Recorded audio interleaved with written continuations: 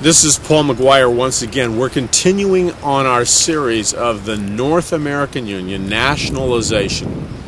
And of course, here we are in Malibu, California with the Pacific Ocean behind us. I want to go back to the North American Union.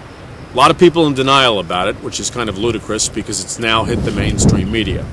I broke the story in my book, Are You Ready?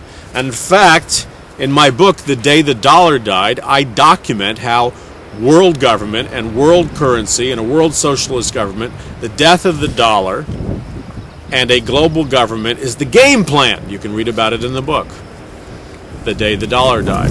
But let's go back to the specifics of the North American Union. So China acquires the Panama Canal because Jimmy Carter gave it to them to fulfill a treaty. We have to remember that the Communist Chinese government is the economic miracle it is because it's been propped up through trillions of dollars of American capitalist investments over the last several decades. Now, they bought the Panama Canal to ship their goods and services and to save a lot of time by going through the Panama Canal, and then the Chinese government has built this port, this super port in Mexico. So, the reason they did that is by shipping their goods and services, which flood our stores, through the Panama Canal, going into the Gulf on Mexico. They now have constructed a superhighway that goes from Mexico into Texas, through the United States, all the way to Kansas City, where they have the Kansas City Smart Port, a computerized terminal and a computerized distribution center. From there it goes to the East Coast, to the West Coast, and it goes all the way up into Canada.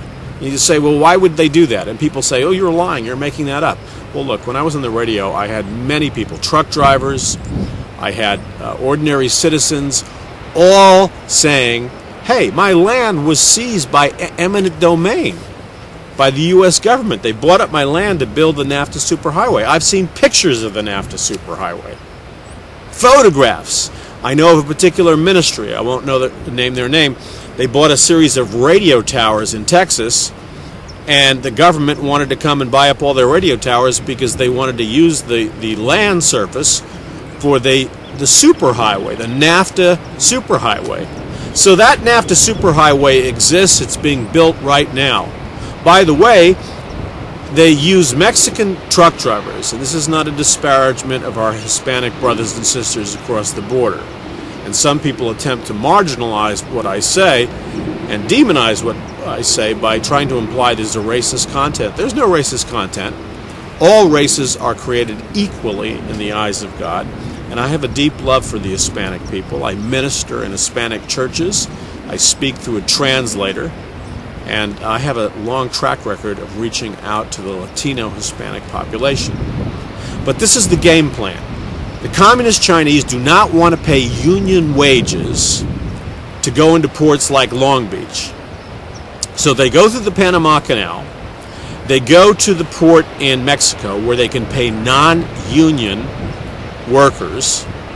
Then they use Mexican truck drivers who are non-union to bring truckloads, cargo containers of goods and services, retail products, etc., up through the NAFTA Superhighway. Well, why are they doing that? They're doing it because they can save billions of dollars a year in costs by circumventing union wages.